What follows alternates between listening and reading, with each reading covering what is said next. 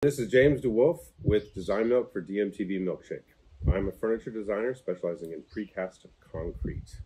To answer some questions for Design Milk, have you always been a practicing artist? And if not, how did you successfully pivot? I was not. I was trying to be like a rich guy when I was younger, and I was trying to follow what I thought was the right path. And I didn't realize I was artistic until my late 20s. I wish I'd have started sooner because I love it. I'd say that failure led me to being artistic. I was, failing other things led me to starting to work with art. But you?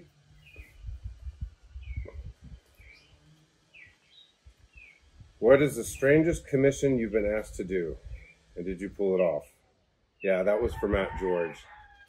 He asked us to do huge counters for his house that were like 24 feet long with no seams. Did it with cranes and stainless steel frames inside the concrete, and it worked. But I would never do that job again. It was 6 months of stress. Next question. What is your favorite creation to date? I think like with any creator, it's always like the new thing you're working on. For a long time, it was this big 700-pound chair that I did.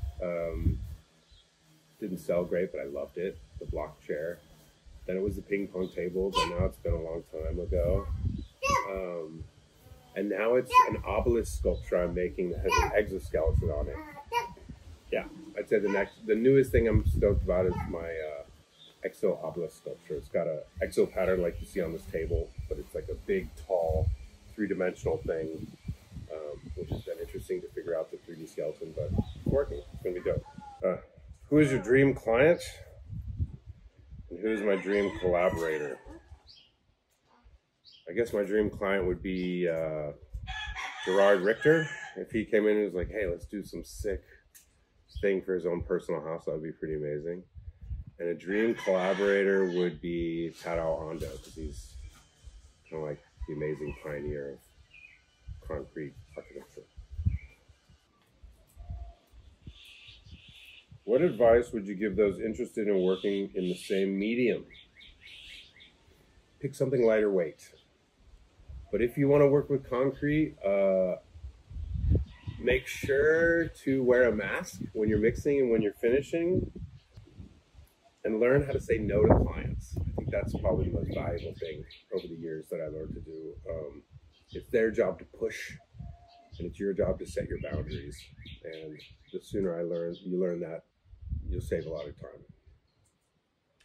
What's the wildest application of concrete you have yet to test? I'm doing a skeleton like this in 3D, and that's been really tricky to figure out how to do it. And that's going to be finished soon. I'm really excited about it. It's I always like pushing the envelope, and this has been a fun one. Where would you like to see your practice in the future? I feel really grateful for where I'm at. From starting doing countertops to now only doing design is pretty awesome. In the future, I'd like to do more sculpture. I'd like to kind of get more free with shape.